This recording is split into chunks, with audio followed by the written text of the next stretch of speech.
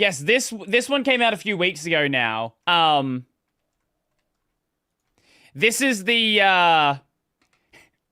this is a gaming PC without Intel, AMD, and Nvidia. I don't know what the hell is in this thing. I don't know who the hell made these parts. I don't know how the hell it performs. But I am certainly very curious to see what the hell you even find here. Oh, that one? Is it a solid video? I assume you've seen it then.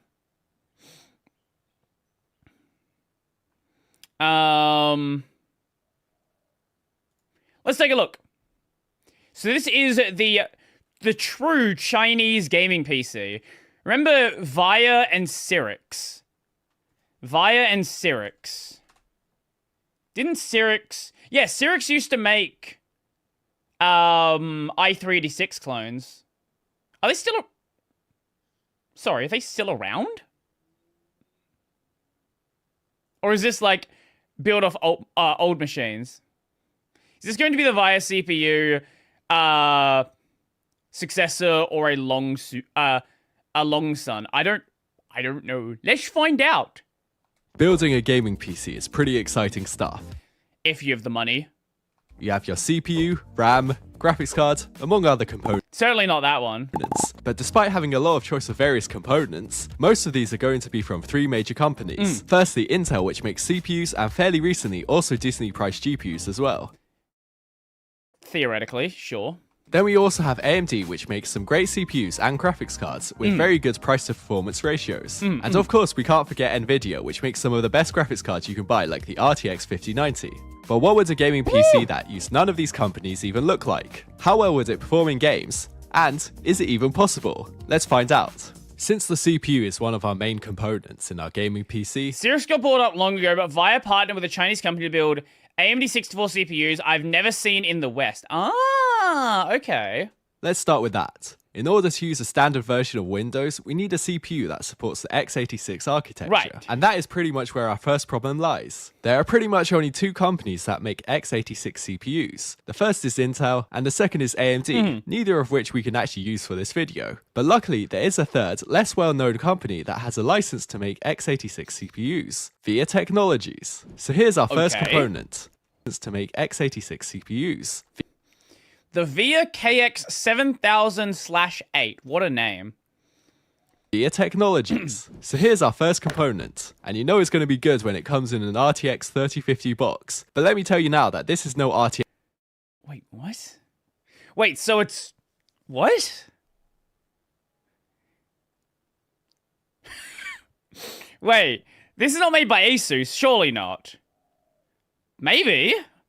It's got a Chinese Asus sticker on it. What the fuck is this? X3050. Inside the box, as shown by this sticker, we have a Jiaoshin Kaixin KX7000 CPU. It's brand new and also an OEM part, hence why there's no retail packaging at all. It comes with an I/O shield, the CPU socket. Wait, it's just... Wait. OEM part, hence why there's no retail packaging at all. It comes with an I/O shield, the CPU socket cover, as the CPU is already pre-installed into the motherboard. Okay. And a SATA cable. On first look, a singular SATA cable. Right. Look, the motherboard just appears to be any cheapish standard sized micro ATX. Yeah, it looks like an Intel board. I'm not seeing anything crazy here. We have PCIe slots. We have our RAM slots, only 2 of them, but fairly normal on a board this small. We have our 24 pin. We have our... Sorry, is that 4-pin CPU power? Okay, sure, whatever. It looks relatively normal. Board, but it's Is that a M.2? Yeah, that's M.2. Okay. There's your NVMe slot as well. Your full-size NVMe. Actually made by a very well-known brand. The CPU looks like a standard Intel LGA board, but it's actually made by a very well... What the is this a clone of an Intel? What the fuck is this thing? Well-known brand. The CPU looks like a standard Intel LGA 1700 socket CPU, but by looking closer, we can see that this CPU says KX-7000/8. It's weird because when we take the CPU out, it literally just looks like a normal LGA 1700 CPU from the front and back. Even having a closer look at the socket, it looks exactly the same. I'm pretty sure, however, the pins are not wired the same, so an Intel CPU would not work in this motherboard, and vice versa. And I'm definitely not going to test it out, as this CPU and motherboard combo will set you back in the region of $500 US. Unlike most Jiaxin processors, this CPU actually has pads and pins on the motherboard, so it's completely removable. Previous CPUs, like the KX6000, have been BGA soldered to the motherboard. So it's actually nice to see because it actually gives us more choice on which motherboard we can use. Although there aren't actually many manufacturers making Jiaxin socket motherboards anyway. Let's go ahead and install this CPU into our motherboard, which is the unbranded XCK. VIA is a Taiwanese company, but they have a partnership called Jiaxin with a mainland China company. Okay. KX700M D4. This is actually made by Asus, although they seem to act like they had nothing to do with the motherboard at all. Say, what? This is into our motherboard, which is the unbranded XC-KX700M D4. This is actually made by Asus, although they seem to act like they had nothing to do with the motherboard. Wait, it literally says LGA 1700 on it.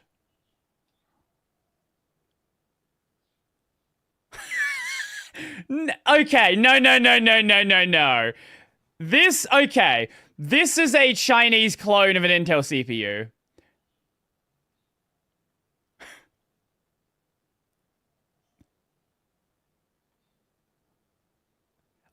I'm not going to be able to find it, but I guarantee there is an Asus board that looks identical to this, except it has a regular Intel LGA 1700 socket.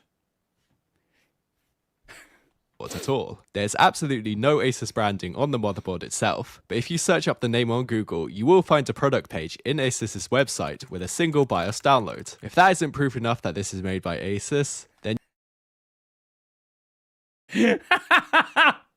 you can also see the Asus LAN guard on the Ethernet ports. And it says Asus on our MAC address as pointed out by PC Watch. Now I know that I said that VIA Technologies has an x86 same physical socket, just that. Yeah, it's obviously an LGA socket. He thinks it might be wired differently. I have a feeling it's not. I have a feeling that this is literally a Intel clone. I am pretty convinced that this is literally a clone of a... What were the LGA... What was LGA 1700? Is that... What year is that from? That was Alder Lake. Alder Lake and Raptor Lake.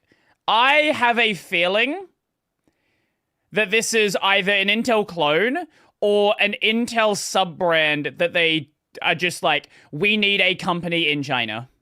License, but this isn't a VIA CPU. Or is it? Well, if we go back to 1988, there was a company founded by the name of Cyrix, by Tom Brightman and Jerry Rogers of Texas Instruments. Their first product was actually not even a CPU, but an x87 compatible maths coprocessor, pin compatible with the Intel 8387, called FastMath. Later on, however, they also made CPUs like the 486, the 5x86, the 6x86, which were all kind of... They were cheap, but they were kind of rough. Which was actually a competitor to the Intel Pentium, and the Cyrix Media GX in 1996. But unlike AMD, they never actually had an x86 license, which meant Intel sued Cyrix. But the thing is, Cyrix never actually used Intel's designs. Instead, it reverse engineered to design their own independent processors. This in turn meant that Intel lost the case, and in the end, Cyrix had the right to produce their own x86 designs in any foundry that held an Intel license. They also got an additional $12 million to settle the antitrust claims. In 1997, Cyrix then merged with National Semiconductor, and all the manufacturing was switched over to National Semiconductor instead of IBM. But by 1999, they couldn't even keep up with the likes of AMD and Intel, and they were running out of money quickly, so they sold Cyrix to VIA Technologies, a Taiwan company which actually started in the US. But by that time, Cyrix's design team was actually already completely gone. This meant that VIA Technologies now had an x86 license, but it also then decides to acquire Centaur Technologies, which at the time was also making x86 chips. And this improves their x86 design capabilities, as they obviously needed a new design team. During this time, VIA makes a few CPUs. But in 2013, they entered into an agreement with the Shanghai municipal government to create a fabless semiconductor company called Jiaoshin. This means that Jiaoshin are also allowed to build x86 processors, which are mostly, if not all, manufactured by TSMC. So as we can see, through a series of acquisitions, which is okay.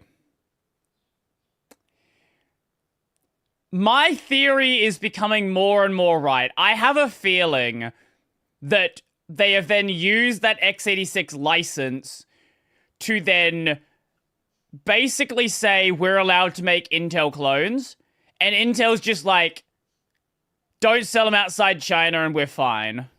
I have a feeling that's what's happened here. Because that would not be a first, right? That was a big deal with a lot of Huawei stuff early on. A lot of the Huawei phones were just yoinked designs from companies outside of China. So if that's what's happened here, I would not be surprised. And joint ventures, Jiaoshin is able to make x86 processors, but their target consumer base is currently China only, and it will probably remain that way. China is actively trying to reduce its dependence on foreign hardware and software, making everything in-house, and Jiaoshin is definitely one of the companies that will help them achieve this. Right. The Jiaoshin Kaixian KX7000 has some pretty decent specs. 8 cores and 8 threads, which is more than enough for a modern I guess it's sure. CPU, although it doesn't have multi-threading like Intel and AMD CPUs would have. What? Wait. Wait, what?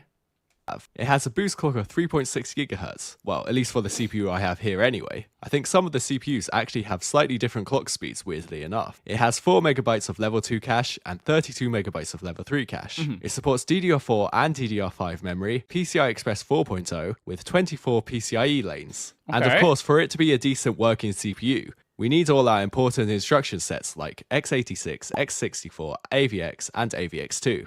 As the name suggests, this Asus XC-KX700M D4 motherboard requires DDR4 memory. Okay. Although, as we just said, it does support DDR5 as well, but that would depend on your motherboard. So we will install 16GB of Micron 2666 MHz DDR4 RAM. Can this run Red Star? This is...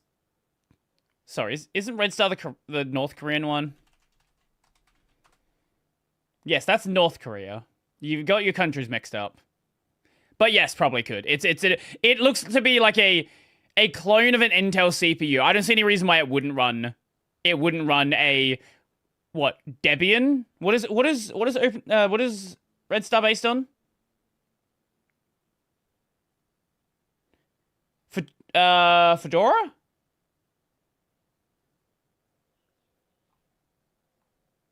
Yeah, I don't see why I wouldn't run a modified Fedora.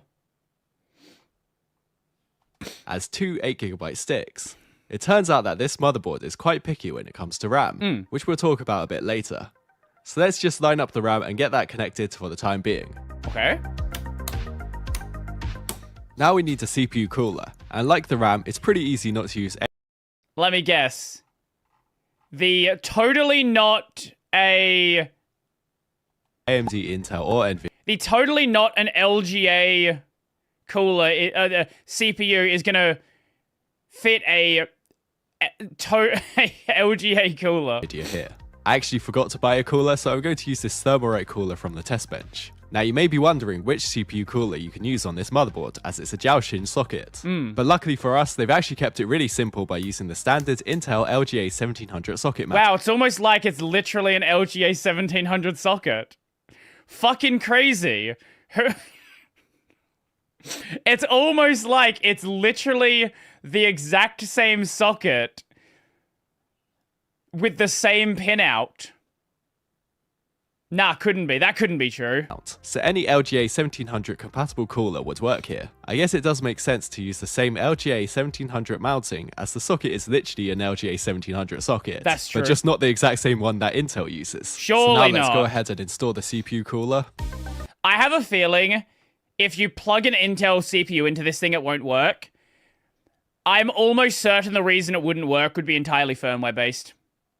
I have no doubt that the pinout is identical. There's no way you're going to tell me the pinout of this thing is not identical.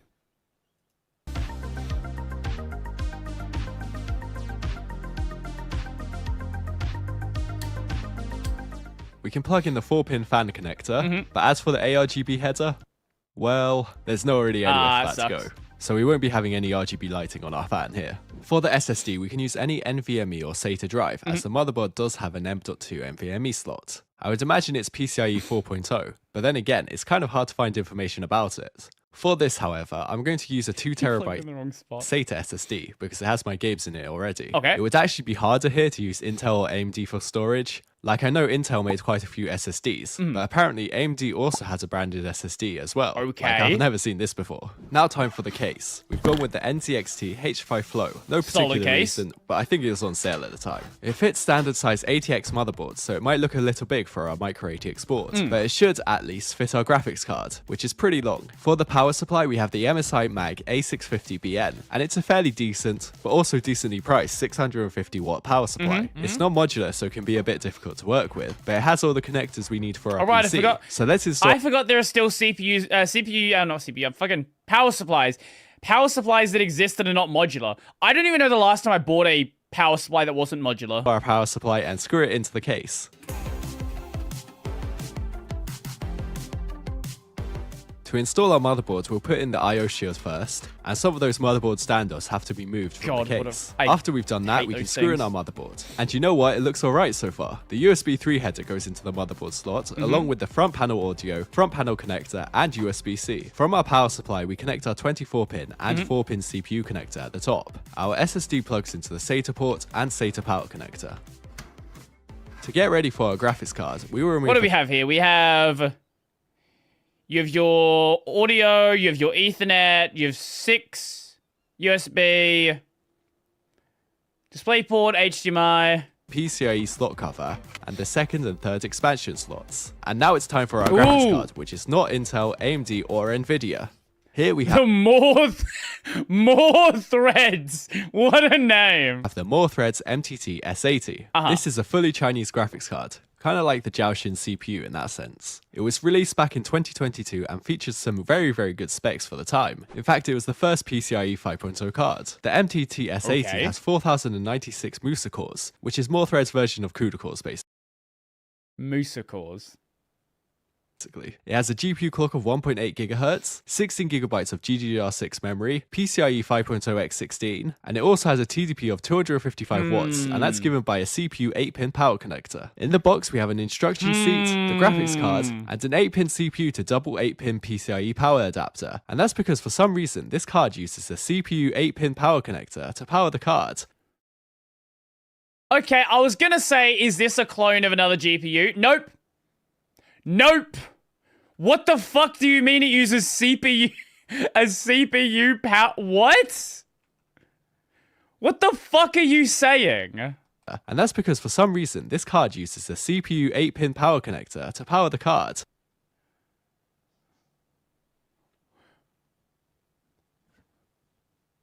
Why?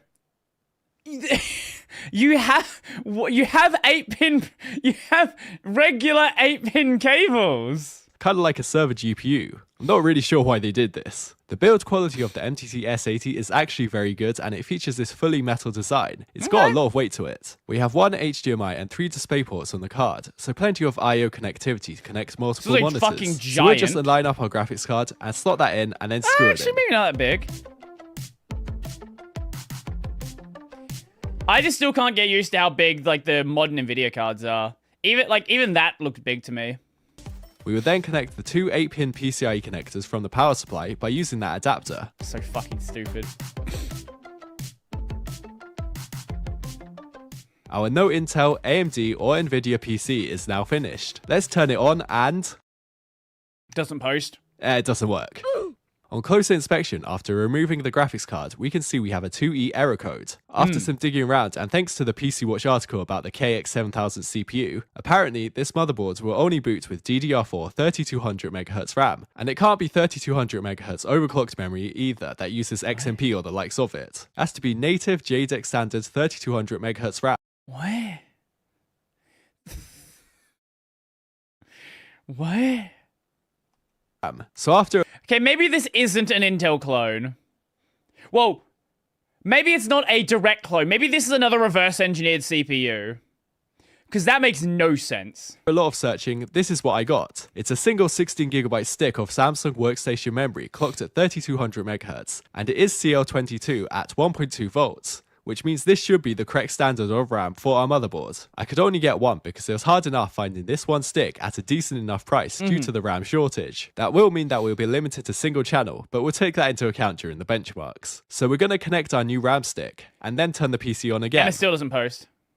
And there we go. We have a BioSoft BIOS screen, and it boots straight into Windows like a completely normal PC. Installing the drivers was kind of a pain because the Ethernet driver is not installed by default. So I had to get a USB stick and put the Motorcom driver onto that. However, once we got that installed, we can get the graphics driver from the More Threads website. And surprisingly enough, it installed without any problems. We can now see our More Threads MTT S80 in the PES utility. Other drivers can be obtained from Jiaoxin's website, like the integrated graphics driver. Because yes, this CPU even has integrated graphics. Oh, wait. The integrated graphics driver.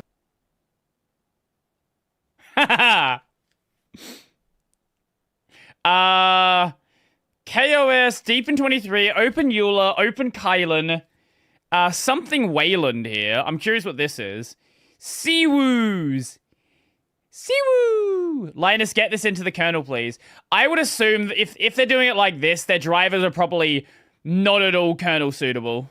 Because yes, this CPU... Because we do have, like, Russian CPU drivers, sorry, in the kernel, or had them. They've been removed because the CPUs never actually got produced.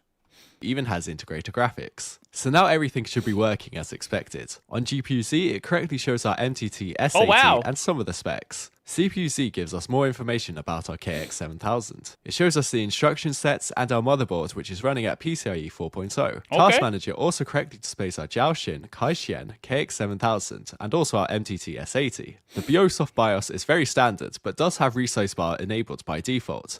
And that's a good thing, because BIOS is very standard. Wait, they actually have an English setting. Curious why they have an English setting. American... No, it's definitely not. This is definitely not literally an Intel board. Not at all. But does have resize bar enabled by default. And that's a good thing because we actually need it for our MTT S80 to actually work. On the memory tab, we can see why we have so much trouble with the type of RAM we were using. Basically, it's set at 3200 megatransfers per second by default, and the other options are 1600 megatransfers per second. Not exactly very useful. For the first test, I ran the Geekbench benchmark, and we got a single core score of 789 and a multi-core score of 3344, which is actually not too bad. I mean, it's not good either, but honestly, I didn't have high hopes for the Jiaoxin CPU. Just based off of this score alone, it's similar to that of the old i5s and i3s. It's a fair bit lower than the i5-7500, but kind of similar to the Ryzen 3. Honestly, I'd love a new Jiaoxin CPU for my collection if they were easy to get and cheap in the US. Yes, that would be cool. 2300X. The latest version of Cinebench doesn't work for some reason, as it requires a CPU with the AVX2 instruction set, but the KX7000 does support AVX2, so I don't really understand that. Luckily, Cinebench R23 does work, and it gives us a multi-core score of 4432 and a single-core score of 570. 3D Mark gave us a graphics score of 3682 and a CPU score of 3625, which doesn't seem too bad at all. Let's move on to some games now. For the GPU usage, we need to look in the top right, as MSI Afterburner doesn't show it. Luckily, the More Threads MTT S80 does support DirectX 12 now. When it first came out, it didn't support like half the games because DirectX 12 wasn't supported. But this still doesn't mean that all games work well, let's say. Forza Horizon 5 at 1080p looks like this. And it only gives... When did Horizon 5 come out? I don't want to hear Forza Horizon 5 being called an old game. Shut up, it's 2021. That's not an old game. Plus 24.2 FPS on average. The 1% and 0.1% lows were awful, at 18.5 FPS and 1.3 FPS respectively, and the game felt very, very stuttery. This low result is most likely caused by the MTT S80, as the card is still not well optimized in a lot of games. I bet. That's not to say the integrated graphics would be even better, they would probably be even worse, but if we had like an RTX 5070 or something paired with this CPU, I don't think the game would be too bad. Let's try Genshin Impact now. This game has had driver optimizations from More Threads, so hopefully the game should play a little better. I have the game on the lowest settings at 1080p. Look at the optimizations, and it's just a list of Chinese games. So hopefully the game should play a little and Sonic Forces, okay. better. I have the game on the lowest settings at 1080p with the FPS cap at 60. Here we get 58 FPS on average, which is decent, but unfortunately there is a lot of stuttering, even more so Unfortunately, your phone's gonna run it better than Forza, with the 1% and 0.1% low being at 4.4 and 3.2 FPS respectively. Turning the game up to high decreased our average FPS to 53, but the 1% and 0.1% lows were still pretty bad at 2.4 and 2 FPS. Red Dead Redemption 2 didn't even want to start, and neither did Spider-Man Remastered. Cyberpunk sometimes started, and at low settings 1080p with no resolution scaling, we were able to get 22.3 FPS, and it actually didn't stutter that much at all. Shadow of the Tomb Raider at low settings 1080p was not even playable at 12.2 FPS and terrible stuttering. At the lowest setting... If this is basically a 10-year-old CPU, by the looks of the performance, I would be trying it with, like, mid-2010s games. It was slightly better at 21.3 FPS, but the 1% and 0.1% lows were still not great. Like, chuck something like, Shadow of Mordor at it. At 9.2 and 2.8 FPS. Resident Evil 3 usually runs pretty well on lower end hardware. Here we have the game on the low settings, 1080p, and it was fine at 44.7 FPS. Alright. Problem is the 1% and 0.1% lows were at 0.4 FPS, so that's not really ideal. Rocket League was actually pretty good. We have the game on high quality 1080p and we're achieving 67.7 FPS on average. The 1% and 0.1% lows were at 43.2 and 35.7 FPS respectively, and it felt pretty smooth throughout. Neither am I. GTA 5 at high settings 1080p was playable, but not great at 21.8 FPS on average. So I turned the settings down to normal, and it was somewhat better at 26.8 FPS. I don't know if what you're showing I would even use the word better. So I turned the settings down to normal, and it was somewhat better at 26.8 FPS, with a 1% low of 1.8 and a 0.1% low of 1.5 FPS. If you could ignore the stuttering on occasions, then it wasn't too... On occasion? What do you mean on occasion? 0.1% low of 1.5 FPS. If you could ignore the stuttering on occasions, then it wasn't too bad. CS2 was one of the worst games to play on this PC. In a competitive game like CS, you really need a high FPS. But here on low settings 1080p, we got like 15 FPS. But what really made it impossible to play was the stuttering. You could barely even move at times. I finally tried Black Myth Wukong at 1080p low settings because apparently the MTT S80 has had driver optimizations for this game. Again, the Chinese games get optimizations. And here we got 13.6 FPS on average, with a 1% and 0.1... Granted, this game runs like shit on everything. 1% low of 9 FPS. If this is the FPS with the optimizations, then I don't want to know what the game was like before. The game didn't stutter too much, but the FPS was way too low to actually have an enjoyable time playing the game. So overall, would I recommend the no Intel, AMD, and Nvidia PC? No, but at least there is an option to not use any of the three major CPU and GPU companies. I feel like our GPU, the Moorthreads MTT S80, was holding our Jiaoshin CPU back in games due to its bad driver optimizations. But then again, we can see the CPU scores, and the Jiaoshin CPU is still years behind the likes of Intel and AMD. I guess we'll just have to wait until the new CPUs and GPUs come out from Jiaoshin and Moorthreads to see if a no Intel, AMD, or Nvidia gaming PC will be possible for gaming. Thanks for watching. That was fun. That was a fun one. I was sitting on that video for a while and hadn't got around to it yet. The PC was a fucking pile of garbage. I kind of wish he tried it with games that were more viable for the performance era.